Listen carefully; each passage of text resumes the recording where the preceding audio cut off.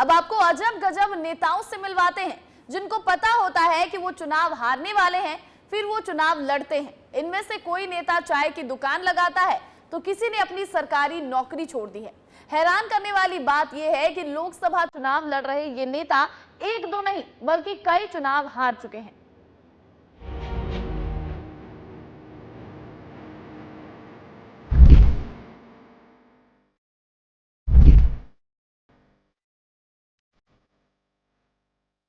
बड़ी बड़ी गाड़ियों के काफिले नहीं हैं तो क्या हुआ, नेताजी के पास अपनी ये लूना तो है, इसी पर प्रचार करेंगे।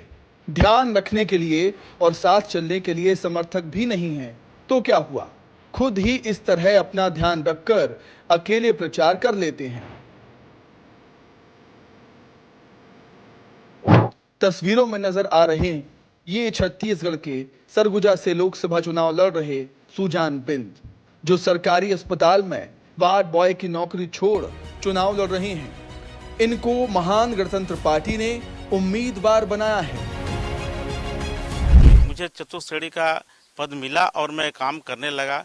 वहाँ भी देखा कि हमारे कर्मचारियों के साथ, चतुर्श्रेणी कर्मचारियों से अधिकारी बहुत ही दुर्व्यवहार करते हैं, उनके साथ गाली गलौज भी करते हैं, वेतन रोकेंगे और कई तरह से प्रताड़ना करेंगे, ट्रांसफ़र करेंगे इधर उधर, वो सब। तो इससे मैं उनके लिए लड़ाई लड़ने लगा। लड़ते लड़ते फिर मैं संगठन में, अपने जो संगठन है कर्मचारियों का, उसमें मैं सचिव बना और फिर मेरे को और ताकत मिला। और अच्छे लड़ते लड़ते मैं फिर प्रदेश लेवल तक गया। प्रदेश, उस समय मध्य प्रदेश था तो मध्य प्रदेश लघु वेतन कर्मचारी संघ का प्रदेश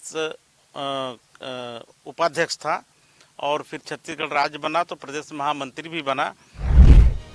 सुजान पहली बार चुनावी मैदान में नहीं उतरे हैं। इससे पहले वो साल 2018 में विधानसभा चुनाव लड़े थे लेकिन हार गए। साल 2023 में अंबिकापुर विधानसभा सीट से चुनाव लड़े, ये चुनाव भी हारा, लेकिन उनके चुनाव लड़ने की वजह से कांग्रेस के टीएन सिंहदेव को 94 वोटों से हार का सामना करना पड़ा। यानी कि वो खुद चुनाव तो नहीं जीते हैं लेकिन दूसरे बड़े नेताओं की हार की वजह जरूर बन जाते हैं। छोड़ने के बाद फिर हम चुनाव भी लड़े विधायक का और अपनी बातों को समाज में रखे। चूँकि आर्थिक रूप से उसमें तो चुनाव में पैसे बहुत ज़्यादा खर्च होते हैं और जहाँ से मैं चुनाव लड़ा था बहुत ही धनी मनी लोगों के खिलाफ में लड़ा था, तो जितना तो संभव था ही नहीं। लेकिन दूसरी बार जब मैं लड़ा तो मैं आपको बताना चाहूँगा कि मैं इतना सफल हो चुका था कि दूसरी बार जो जहाँ से मैं लड़ा अंबिकापुर क्षेत्र से बहुत ही सम्मानीय और धनी और आर्थिक रूप से संपन्न व्यक्ति थे, उनको मैंने हराने में काबिल हुआ। अजब गजब प्रत्याशियों में एक नाम एमपी के जबलपुर से चुनाव लड़ रहे राकेश सोनकर का भी है, जो कि 2.5 अक्षर नाम से जाने जाते हैं।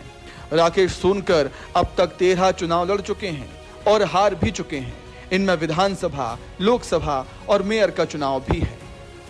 98 को पहला चुनाव था विधानसभा, है ना, और उसके बाद 6 विधानसभा लड़ा हमने रेगुलर, फिर उसके बाद 6 विधानसभा लोकसभा लड़ा रेगुलर। ये हमारा 13वां चुनाव है ना, और एक महापौर का लड़ा 99 में। चुनाव चिन्ह ऑटो मिलने की वजह से वो ऑटो चालकों से लगातार मुलाकात बढ़ा रही है। हालांकि वो किसी से भी वोट नहीं मांगते। ये ना वोट ना नोट का सिद्धांत लागू हो पूरे देश के अंदर। नामांकन दाखिल करने के बाद कोई प्रचार में 1 रुपया खर्च ना करे, ये लागू हो जाए बस, है ना। और जिनको चुनाव लड़ना है 5 साल सेवा करके आप अपनी पहचान बनाओ, 5 साल में आप प्रचार करते रहो, 5 साल सेवा करते रहो, लेकिन नामांकन दाखिल करने के बाद कोई भी चुनाव नहीं लड़ेगा, प्रतिबंध होना। 2.5 अक्षर की खास बात यह है कि वो जनता से वोट नहीं मांगते हैं। अब आपको मिलवाते हैं लोकसभा चुनाव लड़ने वाले ऐसे प्रत्याशी से जो 28वीं बार चुनावी मैदान में उतरे हैं। शौक है चुनाव लड़ने का, पेशे से चाय वाले आनंद कुशवाहा पार्षद से लेकर राष्ट्रपति और प्रधानमंत्री तक चुनाव लड़ चुके हैं। इस बार वो ग्वालियर लोकसभा सीट से चुनाव लड़ रहे हैं। पार्षद का, महापौर का, लोकसभा का, विधानसभा का, राष्ट्रपति, उपराष्ट्रपति, राज्यसभा, सारे चुनाव। आनंद कुशवाहा लोगों से साइकिल पर जाकर हर चुनाव में जनसंपर्क करते हैं। अब तक वो 27 चुनावों में 8 से 10 लाख रुपए खर्च भी कर चुके हैं, लेकिन एक भी चुनाव उन्होंने नहीं जीता है। साहब क्या हमारे बड़े भाई साहब समाज के नेता है वो। हाँ। मंत्री भी रह चुके हैं वो, अभी मंत्री हैं वो, श्री नारायण सिंह कुशवाहा।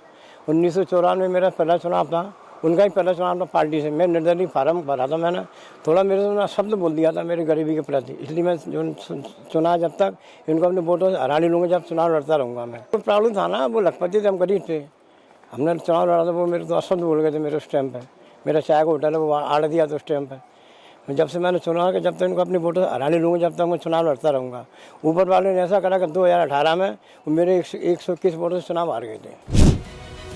भले ही इन चुनावों में ये प्रत्याशी अजब गजब नजर आते हों, लेकिन लोकतंत्र में जब एक चाय वाला प्रधानमंत्री बन सकता है तो चुनाव जीतने का सपना भी एक आम आदमी देख सकता है। ब्यूरो रिपोर्ट, विस्तार न्यूज।